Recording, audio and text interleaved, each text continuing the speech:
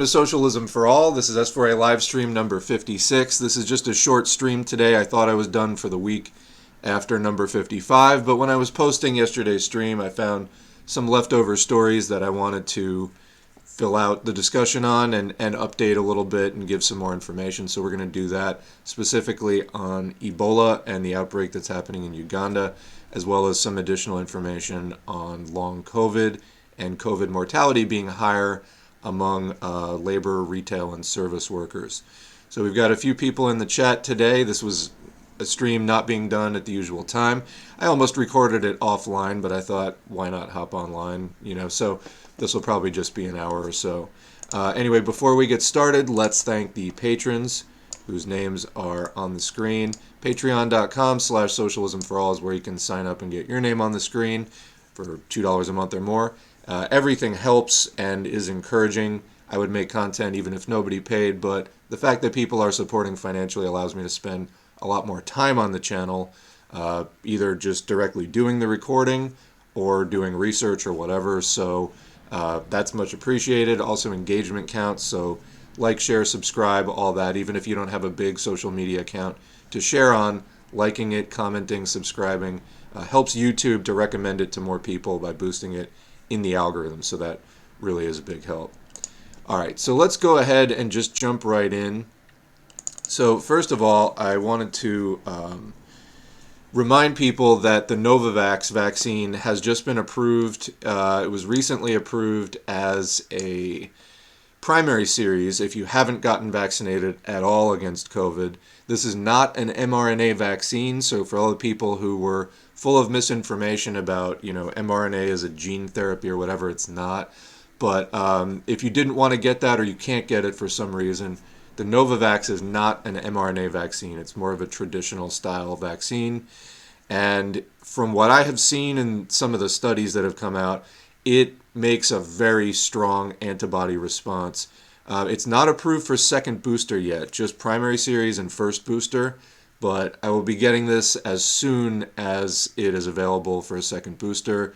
I don't know why exactly they're dragging their feet. A lot of people are speculating it's just because, Pfizer and Moderna have like sweetheart deals with the government, so they're delaying Novavax. I don't really know exactly. I haven't seen any hard evidence on that.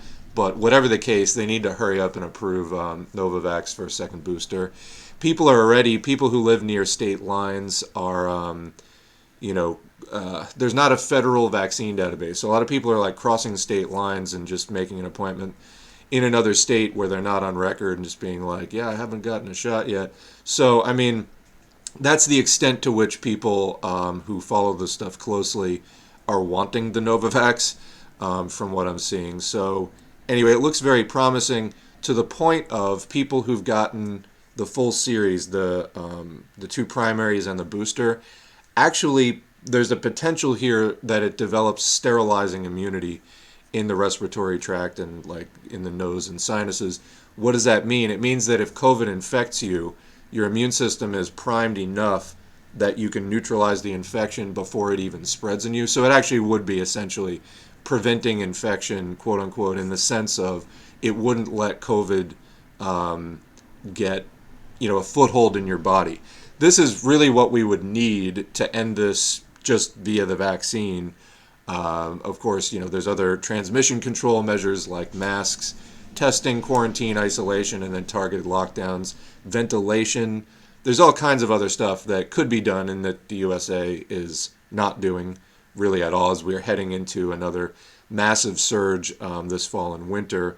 But anyway, having better vaccines would definitely help, because one of the things I was reading about the bivalent that's just been approved now is that the coverage is pretty short, like just a few months. So it's helpful, but it could be that by January, a lot of people's protection from that, if you're getting the shot last month or this month, could be like down to sort of the bare minimum. The whole strategy here of the U.S. government has just been preventing hospitalizations and deaths because that's the worst as far as PR purposes for them. But there's a lot of other risks of COVID beyond that. We're going to get into two stories about that in this stream. Of course, we cover it regularly on a weekly basis here, so if you're familiar with the channel, you'll be familiar with that. But what I'd like to do, first of all, that PSA out of the way, let's look at some Ebola stuff, because there is an outbreak going on in Uganda, and I was covering this as far as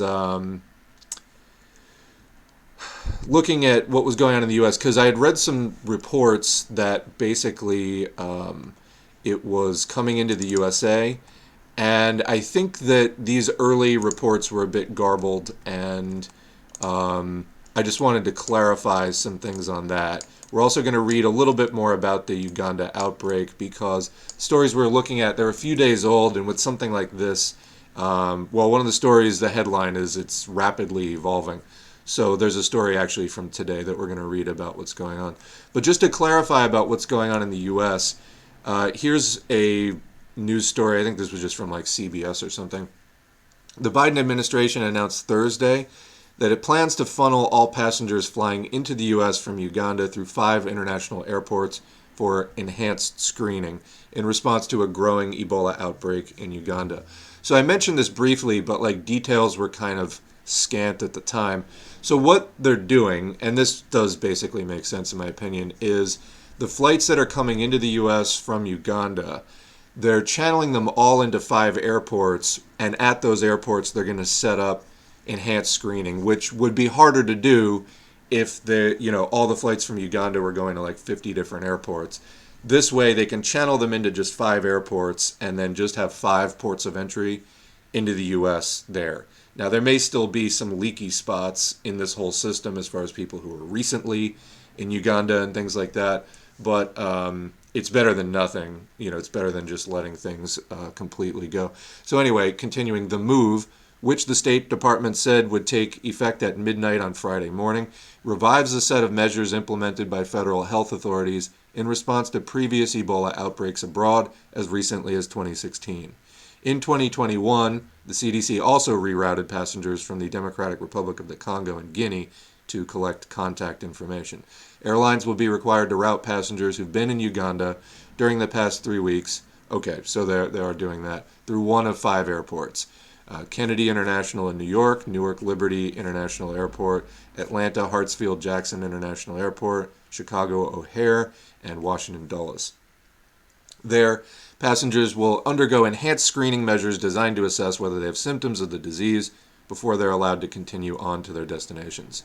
So that's what's being done to try to prevent an outbreak in the USA, which is good because, for example, monkeypox, this is a disease that is often seen in Africa that is not normally seen in places like the US and the EU, but we saw big outbreaks of it, particularly in the US. There have been about 30,000 cases. Now, the curve has been flattening on that, and that outbreak seems to be tapering down from now. But 30,000 is over 100 times bigger than the only other large outbreak, which was in the hundreds.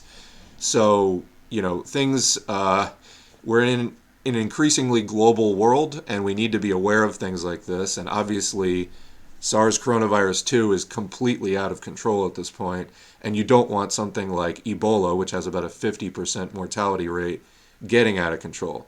Now, the good news about Ebola is it seems to be harder to spread, but moving on to the next thing here, just as far as PSAs go, a lot of us in the U.S. are not going to be familiar really with a lot of the particulars of Ebola, so I wanted to give some additional information, and thanks to a random Twitter account for sharing this infographic.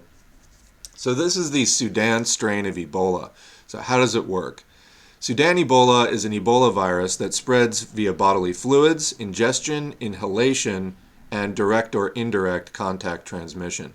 What that means is you can get it by ingesting it, by breathing it in, or by touching an infected surface or substance with your bare skin. So we can see here inhalation. The root is live virus particles are inhaled, and they infect the respiratory pathway. Prevention, wear a comfortable quality respirator like an N95 or KN95 that forms a tight seal on your face. Now, obviously, they have some of the stronger masks there, basically elastomeric masks that have the little cartridges. Those can be even better than N95s. They can do P100, which are sort of the gold standard for respiratory illnesses. One has the goggles or the face eye screen, and one doesn't. But this is kind of key. And so there's a big raging debate going on right now, and raging really is the key word, about is Ebola airborne or not? Because, of course, we had people trying to say that COVID was not airborne, including the CDC, and of course it is. But there's been massive downplaying and minimization of that. And literally the exact same people trying to minimize COVID as airborne literally got out on day one, and they're trying to browbeat everybody into Ebola is not airborne. Well, we can cover this in another stream. I'm not going to do it today, but basically there is a study about burials in places in Africa that have had outbreaks of Ebola, and the funeral was a super spreader event. So how is that when no one was touching the corpse? How is it spreading? How is this event a super spreader if it's not airborne? So anyway, we don't know for sure how airborne Ebola is, but the same people trying to tell you Ebola is definitely not airborne and like beat you over the head with shame on that were the same people trying to tell you that COVID isn't. So we don't know for sure that Ebola is, but there's the precautionary principle. Let's err on the side of caution. You should be wearing at least an N95, N99, N100, P100, something for COVID as it is as we go into this fall and winter. But there's other ways. So direct contact of getting Ebola.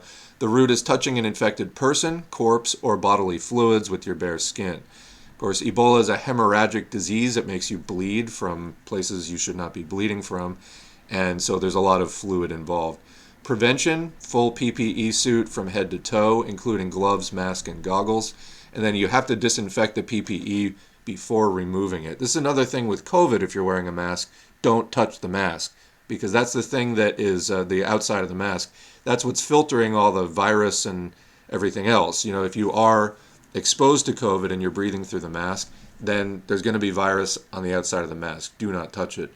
So that's another thing, that they found, like in hospitals, bed sheets and things like that. The people who are changing those bed linens, there is infectious virus found on their PPE afterwards. So, things you have to be mindful of. Anyway, also indirect contact through touch. The route is touching an infected surface that has been touched or bled on by an infectious person. Prevention here is full PPE, goggles, mask, gloves, head covering, no exposed skin. Disinfect anything an infected person or their bodily fluids might have touched, using an EPA-approved disinfectant before you touch it, and disinfect your own PPE and clothing before removal. So, this is a disease where most people don't have, a full, Tyvek bodysuit, and you just have to kind of stay away from it. But this is obviously also for healthcare workers. Indirect contact through ingestion. The route is consuming something an infected person has touched or contaminated with bodily fluids. So there's a sandwich, somebody, touched it, or, sneezed in its vicinity, and then you eat that. Prevention, clean all produce in an FDA-approved food-safe disinfectant, such as hypochlorous water. So hypochlorous water, this is kind of a new one on me. I just learned about fairly recently. Apparently you can buy fairly inexpensive hypochlorous water generators. What I was reading about it, and this was cursory, is it can be as effective as bleach, but much less toxic. Bleach, of course, highly toxic. Also, it'll discolor any materials that it comes into contact with. So that'll be something to look into, is hypochlorous water. Also, cook all meats thoroughly. Reheat food made by someone else to at least 200 degrees Fahrenheit or 84 Celsius for 10 minutes. For lower temps at longer times, see below. And disinfect all cans and bottles and packaging before opening. So, this, if it sounds labor intensive, it is, but this is how, when there is an outbreak, and again, doesn't look like there is one in the U.S. yet, but it's something to be aware of. These are the steps that you have to go through. More facts: the incubation phase is 2 to 21 days. That's before, while it's still just gaining ground in your body, so it can take up to 3 weeks. The infectious phase is from 2 to who knows how many days. Corpses can transmit infection, so the infectious period can last even after death, and survivors can transmit via bodily fluids. It has a 40 to 94% fatality rate, so very serious. Ebola germs can stay viable even when outside of a body or bodily fluid for up to 2 weeks, depending on temperature, humidity, and surface. So again, somebody sneezes, let's say it lands on a counter and that dries, so it's no longer in a bodily fluid. That could remain viable and capable of infecting somebody for 2 weeks. So again, this is why they're disinfecting the surfaces, because the germs can linger. Bodily fluids from an Ebola-infected person are a biohazard whether they're wet or dry. So even if it's dried, you can still pick it up and then wind up rubbing it in your eyes or mouth or nose, and or anywhere else that it can get into your body, and there you go, cut on your skin, whatever, scrape. Ebola can be sterilized by sunlight, UVC, and EPA-listed disinfectants, including hypochlorous water, 70% ethanol, or bleach. So most of the rubbing alcohol that you can buy in stores, which is isopropyl alcohol, that's going to be at least 70%, so there you go. You can also heat it to 60 degrees Celsius or 140 Fahrenheit for an hour, or you can heat it at a higher temperature for half an hour, 176 degrees Fahrenheit, or submerge the material in boiling water for 5 minutes. Just immediate, short-term immersion in boiling water doesn't do it for 5 minutes. So anyway, these are the different methods: inhalation, touch, direct contact, or through ingestion. So let's continue here with what is basically going on. I'll also put a link to more information from the CDC about the Ebola outbreak and what it means for the U.S. To the extent that there is, the CDC is, I think, not on the, I don't know what to say. We just call it the Centers for Disease now, not the Centers for Disease Control. But anyway, here's an article from Popular Science. Uganda's Ebola outbreak is, quote, rapid evolving, according to the WHO. The outbreak was officially declared a month ago, September 20. This is by Laura Bisas, and a picture from inside of trying to control that outbreak. So 1 month after the Ebola virus was first detected in Uganda, the World Health Organization Director General Tedros Adhanom Ghebreyesus expressed concern over the spread of the deadly virus.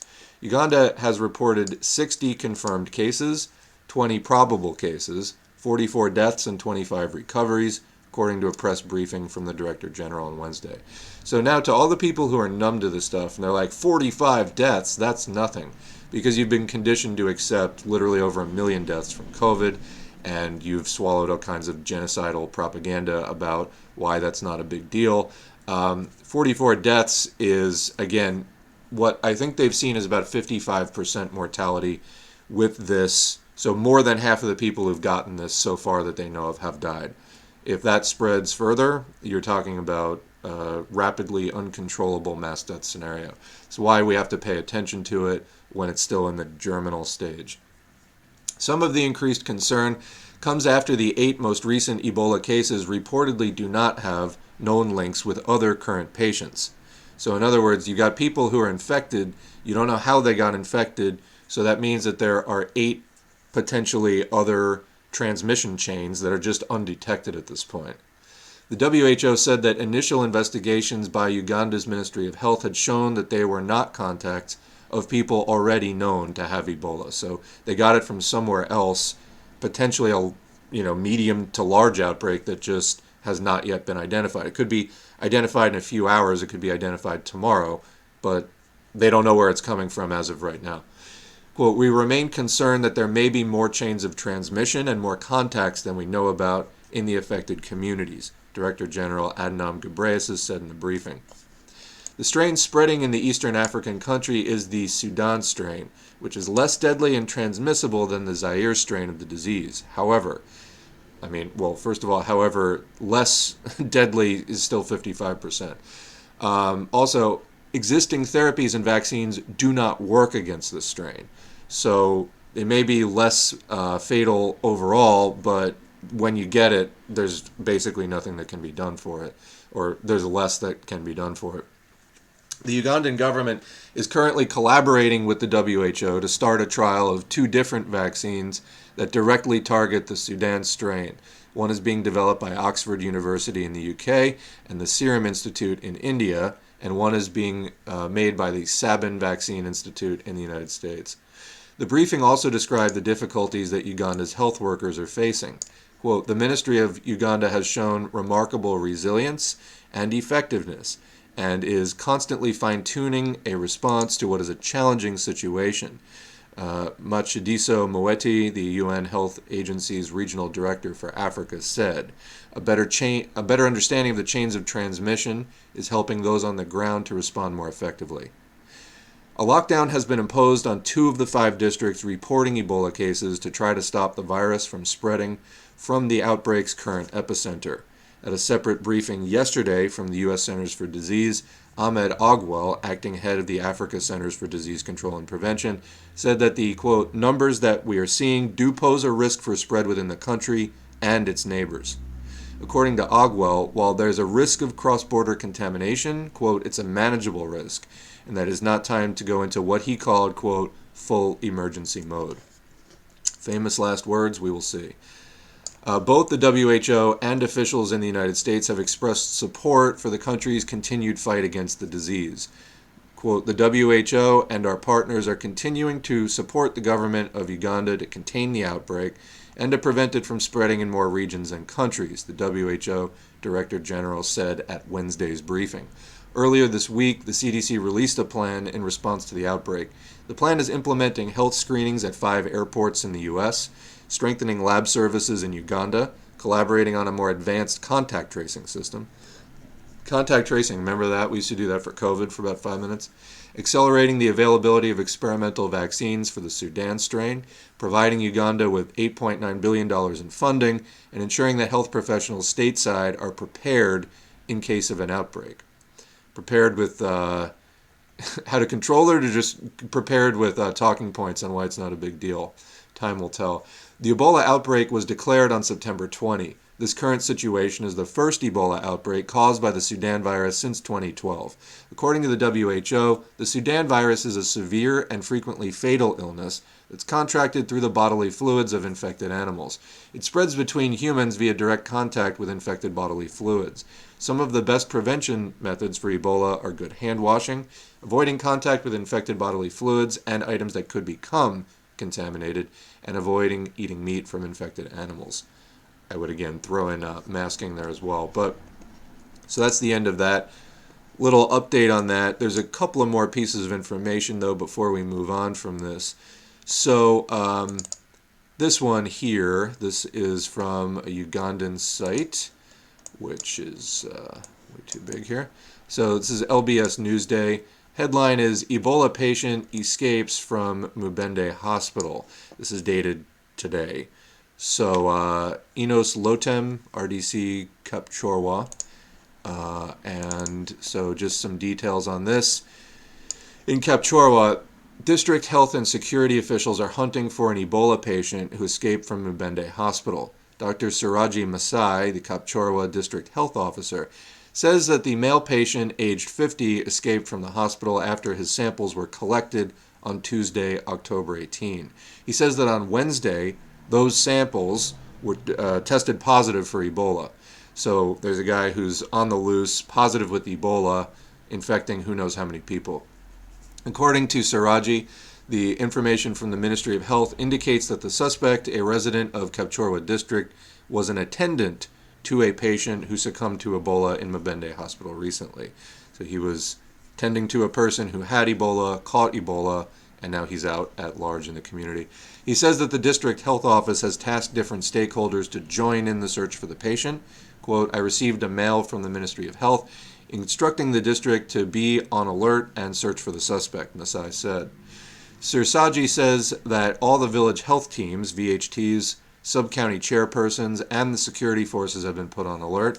Enos Lotem, the resident district commissioner Kapchorwa, says that they have asked the neighboring districts in the Sebai sub-region to join hands in search of the suspect. again, the terminology here, I understand that they want to, make this a socially punishable, like frowned upon practice. Don't go out and spread Ebola. But the term of like the suspect and escape is like a bit intense. Then again, this thing kills half the people it infects. So, I mean, if you were running around, shooting at people and killing half of them that you shot, like, that is definitely not a good thing. But anyway, just noticing the language there. Hassan Tuti, the administrator of Kapchorwa Hospital, says that the facility is on alert and ready to handle such emergencies. Source URN. So, as far as unknown transmission chains, there's definitely a lot going on there. Last piece on this is from GCIC Uganda, Government Citizen Interaction Center, an open government initiative. And they are, the government of Uganda is set to recruit more than 1,000 health workers to strengthen the fight against Ebola across the country. And that is as of today. So this is what's going on in Uganda right now to try to contain another disease. Remember, with COVID affects your T cells. The SARS coronavirus 2 can directly infect T cells and kill them. So you see in some people, especially with long COVID, greatly reduced T cell counts, like cut in half, stuff like that. It does seem to go away after a year, but that's a long period of vulnerability to latent viruses in your body that can get reactivated in the course of a long COVID infection, or to catching new things. And of course, Ebola is, you want, when you're rolling the dice on the 50-50, am I going to die from Ebola? You want all the T cells in your corner that you can possibly rustle up. So anyway, let's check in with the chat quickly. And this stream may actually go a little bit longer than an hour, but I'll try to hold it in there. Let's see if there's anything in the chat right now. So yeah, there is. What do we have here? Somebody says, I was going over the audiobooks, like The Collapse of the Second International. Holy cow, good stuff. A lot of similarities from our time in Lenin's. So, yeah, well, good. I'm glad that the audiobooks are helpful for you. I'm definitely trying to provide a resource to the community on that. And, yeah, there are a lot of similarities because capitalism is still capitalism. Lenin was writing at the time of sort of early imperialism. We're now in very advanced imperialism. But, capitalism runs on a simple logic. Like I often say, capitalism is still capitalism. And a lot of the fundamentals have not changed. Capital is more consolidated now than it was then. It is at that time there were still sort of progressive capitalist uprisings overthrowing feudalism. Obviously in Lenin's time, the Russian bourgeoisie overthrew helped to overthrow, or at least rode the wave of overthrowing Tsarism, which, that was a process of banning feudalism in stages, through various reforms over time.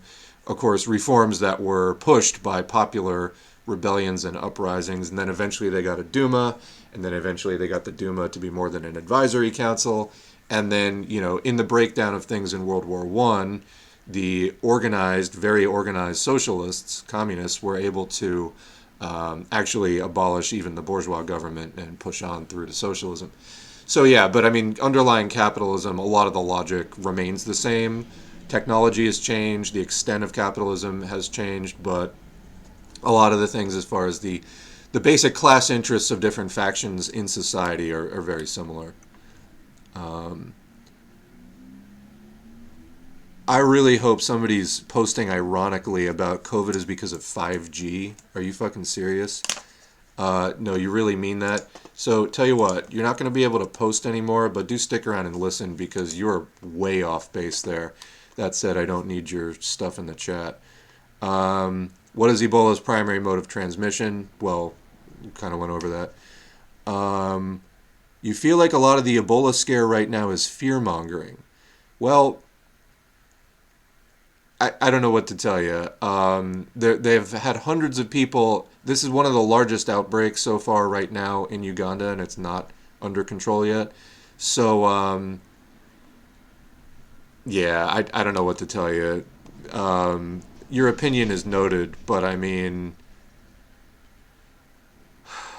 I don't know what it is going to take for people to take diseases more seriously. It's like, because by your honestly fucking stupid logic, I know you've been a commenter here before, Cloud, but by this logic, monkeypox shouldn't have been an issue in the United States because the last outbreak was only, well, I think it was 271 people. Let me look up that again. Monkeypox outbreak. There was an outbreak in 2003. There was an outbreak in more recent year. So yeah, in 2003, there was an outbreak of 71 cases of monkeypox in 6 Midwestern states, and it was tied to a shipment of exotic animals and so on. And then more recently, there was, I want to say in monkeypox outbreak 20, was it 21 or 20? There was another outbreak, I want to say last year,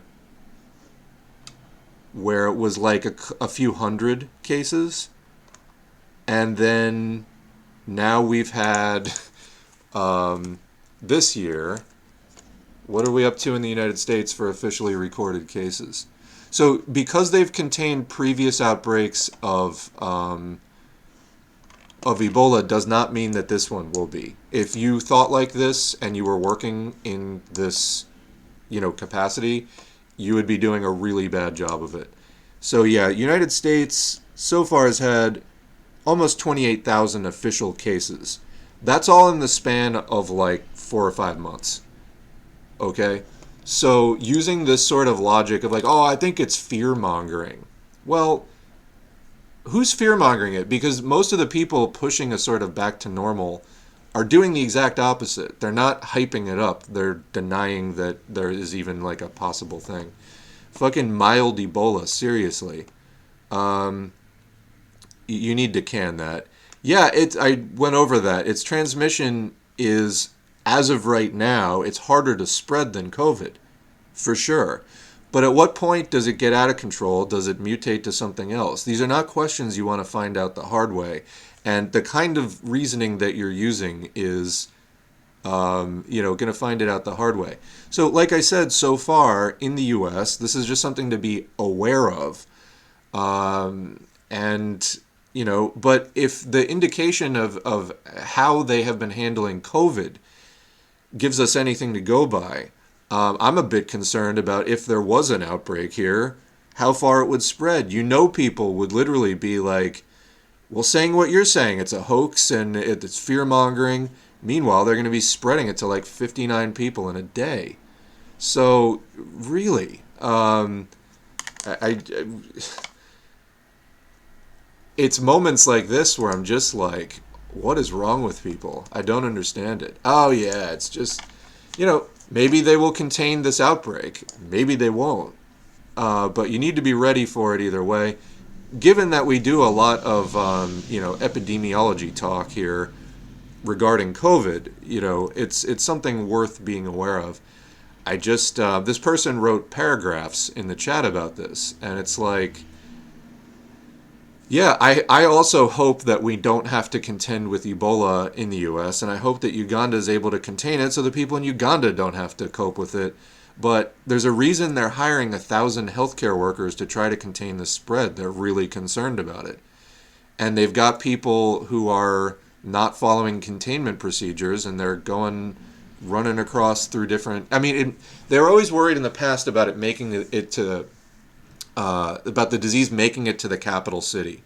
Well, this time it did make it to the capital city. So you can see that, this is the kind of world that we're living in. It's more and more centralized, and there's a lot of global transportation, and there's a lot of encroaching on the natural environment. And things like this are happening more and more. So, I can't say enough there about, like... Yes, it's concerning, and so far the risk right now is low in the U.S. But again, just look at what happened with monkeypox for an example of something that has never spread here before, but then we got 30,000 official cases, and then how many other cases that never got noted. So just absolutely the wrong kind of train of thought there. But anyway, noting that, It's a bit disappointing. Let's move on to the two COVID stories I did want to cover. And then we'll kind of wrap up the short stream with a little more chat.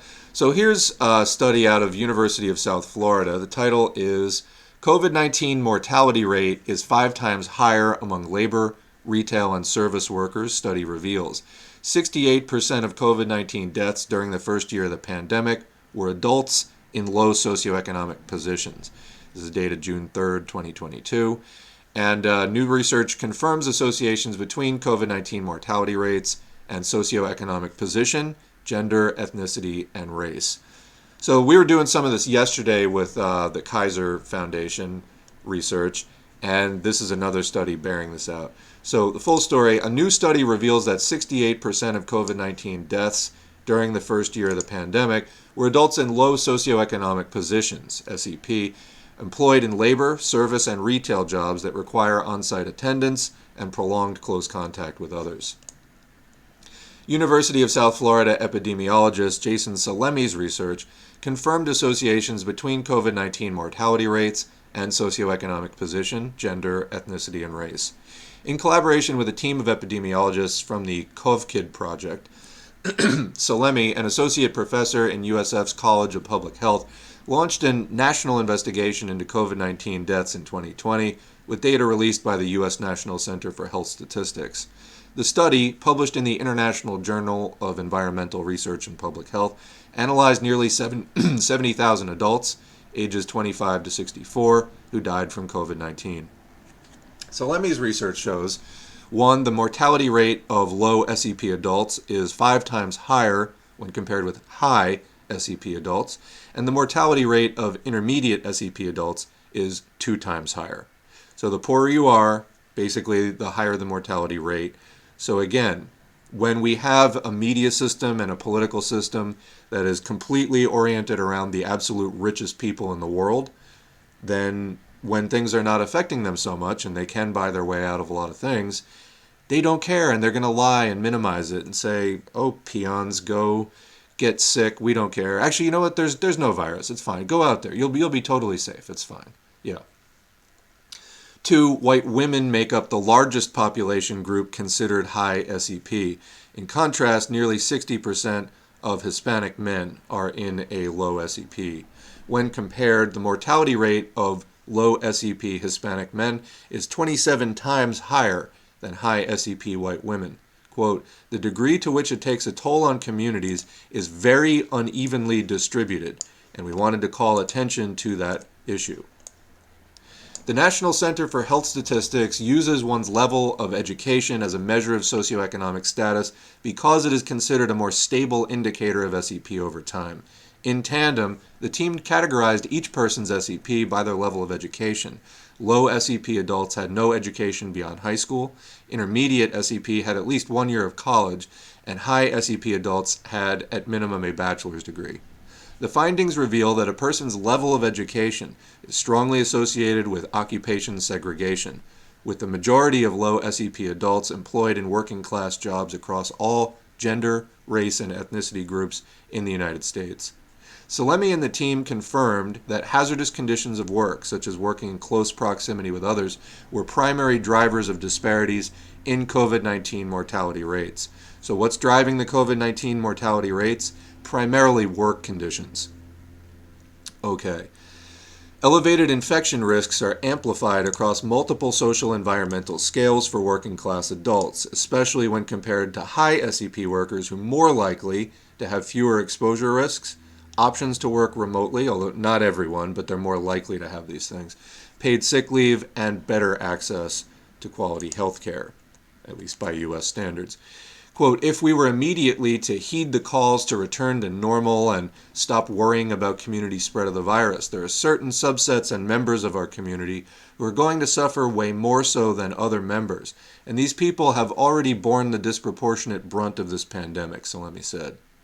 As a result, Salemi says that the most urgent implication of this study points to possible actions that could be considered to protect the working class from infections, such as strengthening labor laws, empowering the U.S. Occupational Safety and Health Administration, adopting safety and health hazard policies, and allowing unions to organize for greater protections for worker safety. Now, allowing unions, that's odd phrasing. Unions need to fight for these things. Power is taken, not given. If somebody's giving power, they're keeping the power, they're just giving you permission. Taking power involves taking power, you organize for that, and then you wield your power as laborers to withhold work, whatever it is that you're doing together. That's how you demonstrate your power and take that into your own hands. Salemi hopes to expand on this study with mortality data from 2021 and beyond. So that's from the University of South Florida. I want to move into the last thing that I want to cover, which is just a quick piece about long COVID, and then we'll get to the chat, and then we'll wrap up for today. So this is by Andre Picard, published just a couple days ago. Are we prepared for the wallop that long COVID will deliver? And I believe this is out of the UK. So just some more reflections on the toll of long COVID here to remind people why we're doing this. Jonah McGarva was infected with the novel coronavirus in March 2020, just a few weeks after the WHO officially named it COVID-19. More than 30 months later, the 43-year-old sound engineer from Burnaby, British Columbia, is still struggling with lingering symptoms, including brain fog, chronic fatigue, and gastrointestinal woes that have left him unable to work or do much else. Again, this guy's not 80 years old, he's 43. Quote, "The impact of long COVID on my physical and mental health has been devastating," he says. "At times, I've battled the will to live." Mr. McGarva is one of the who knows how many people, I would say probably hundreds of millions of people safely, estimating it's somewhere around 20% of people who've had COVID get this. So worldwide suffering from long COVID, the catch-all term used to describe the constellation of symptoms that some people experience after they recover from acute infection with SARS coronavirus 2. The numbers are frightening and the potential fallout even more so. The World Health Organization says that there are tens of millions of long COVID sufferers. That is definitely safe to say. And governments need to mobilize to help them. Well, in the US, we don't even have universal health care. So a recent study in Scotland found that 42% of people with COVID-19 still had lingering symptoms 6 to 18 months later, including 6% who had not recovered at all. The U.S. Centers for Disease estimates that 1 in 5 adults aged 18 to 64 in that country have long COVID, and so do 1 in 4 over the age of 65. So that's 20% or 25% depending on age. New data from Statistics Canada show that 1.4 million Canadians have lingering COVID symptoms 3 months after infection, but we still don't have good data collection. So this is Canada, which... Okay, where's the top of this article? There we go. There is no test to determine exactly who has long COVID. There isn't even a clear definition. I mean, the foot dragging on this has been amazing. The diagnosis is often done by ruling out other possible causes for symptoms. I mean, and if you're familiar with this at all, you know that even before long COVID, people would struggle for years with chronic diseases, fatigue, like different things that they're not getting a diagnosis on, and the doctor's just like, well, we'll run some more tests, and it's super half-assed. And anyway, that definitely applies to long COVID, where there's not just instantly some pill that they can get, vacation points to prescribe to people, and there's just a lot of foot dragging and non-diagnosis happening. There are few specialized long COVID clinics. Treatment consists principally of symptom management. For example, asthma inhalers and antihistamines for those with trouble breathing. Perhaps anticoagulants, because one of the leading theories is that long COVID is caused by microclotting. Well, there are a number of leading theories. Persistent infection, immune disruption, autoimmunity, microbiome disruption, these are all other theories. Also direct inflammation. Or therapy for those left depressed by the state of their health. Well, it's not honestly just people who are depressed by the state of their health. It's true that a poor health condition can cause life disruptions that can cause depression. COVID, though, itself infects the brain directly and has been shown to cause cognitive deficits and to directly cause emotional problems. So anyway, who it affects, why and how, and what to do about it is all quite murky. What is clear, though, is that long COVID is, in the words of Dr. Anthony Fauci, a, quote, insidious public health emergency. That, of course, that's the same Fauci that said, quote, we're out of the pandemic phase, as the biggest sustained plateau of COVID was mounting. But anyway, if 1 in 4 or 1 in 10 or even 1 in 100 of those infected with COVID-19, about 60% of the population so far, have lingering health symptoms, that's going to have an impact on everything from the health system to the workforce. We're already seeing evidence of this. And yeah, plenty of evidence. I mean, I don't know how many people I've heard from directly and also indirectly through media reporting about workplaces that are just at half staff. I mean, it's like, or classrooms where half the kids are out and things like that. That's already happening now. Canada's health system is teetering, not solely because of COVID-19.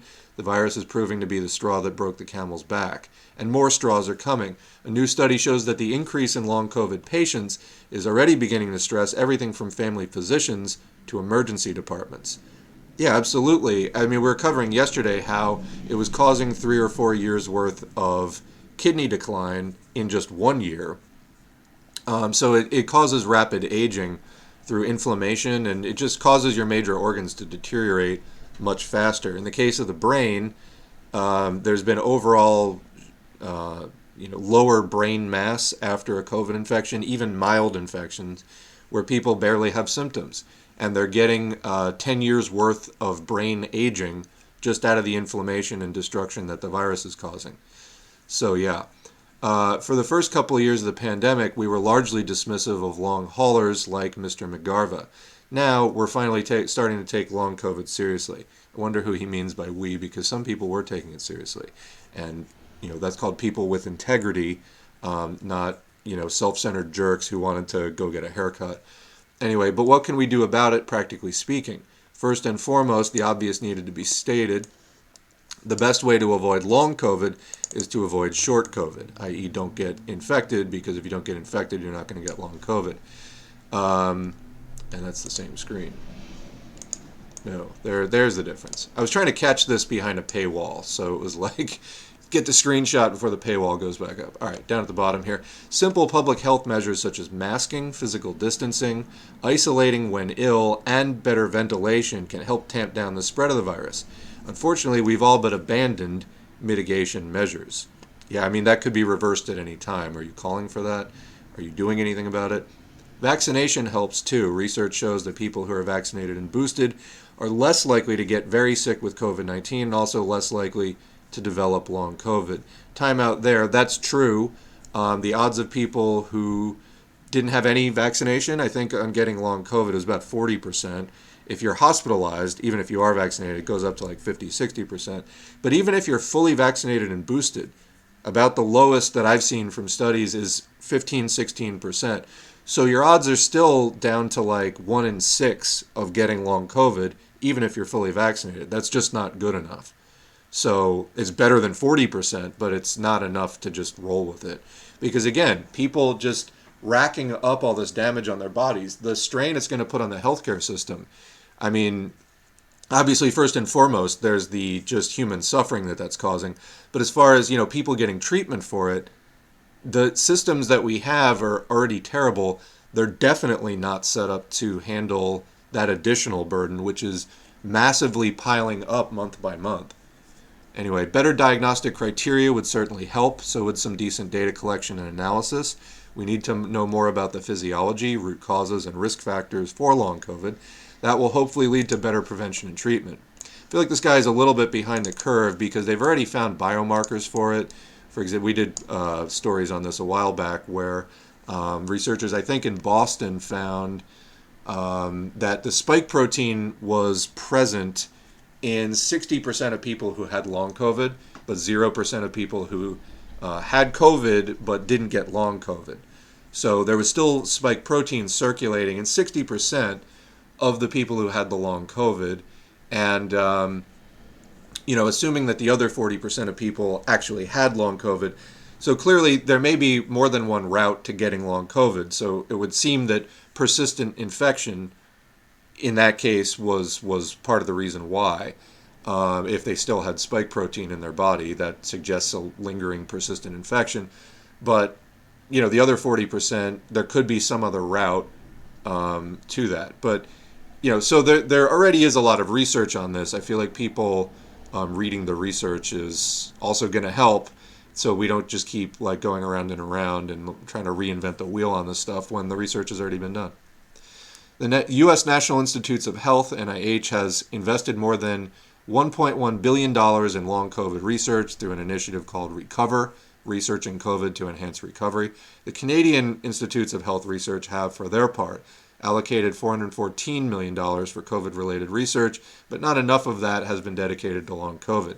We also need a support system for those suffering, offering support such as financial aid and better access to clinical care. There are no simple solutions for tackling the thorny, multifaceted challenge that is long COVID, but it all starts with acknowledging, not dismissing the threat and forging a response. What we were talking about with Ebola, like, okay, it's not as... right now, the thing with Ebola, the average R0 or R0 value, which is the number of people an infected person is likely to infect, is currently around 2.5. All right? You don't want it to get higher, and you get it to be higher by downplaying it.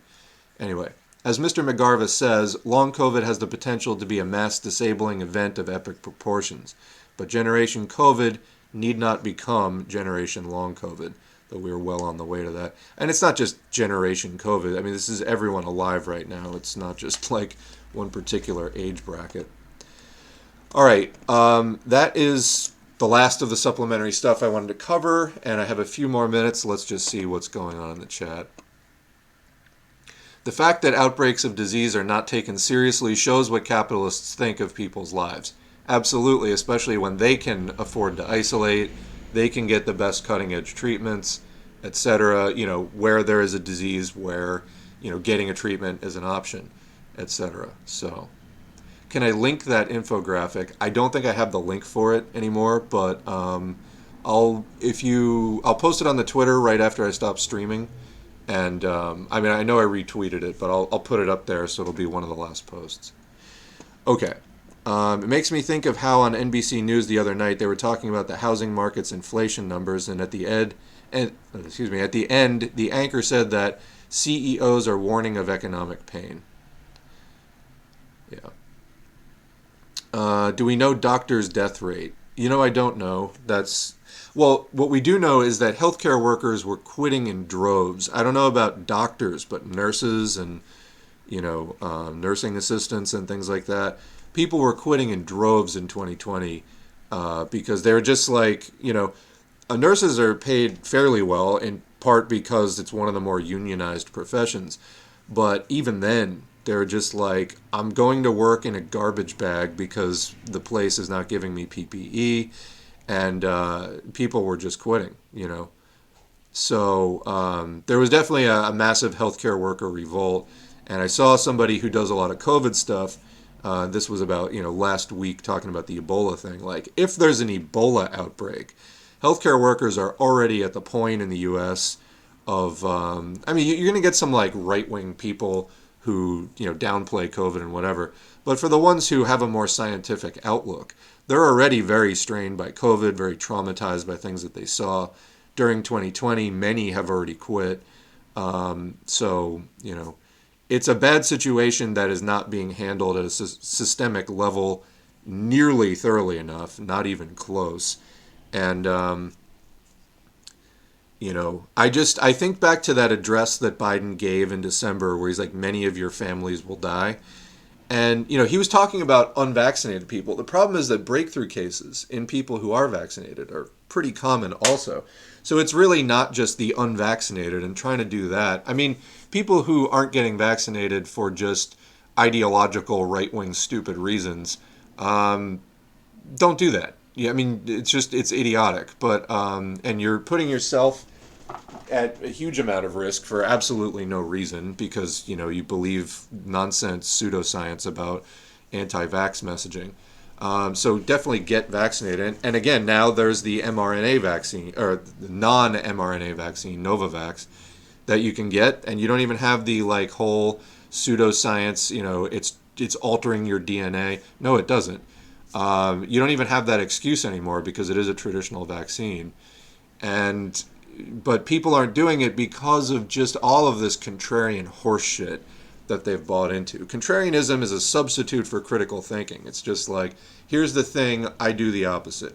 Here's the thing, and the person saying it, I don't trust about something or other, and maybe that's valid and maybe it isn't that you don't trust them, but therefore I will just simply do the opposite.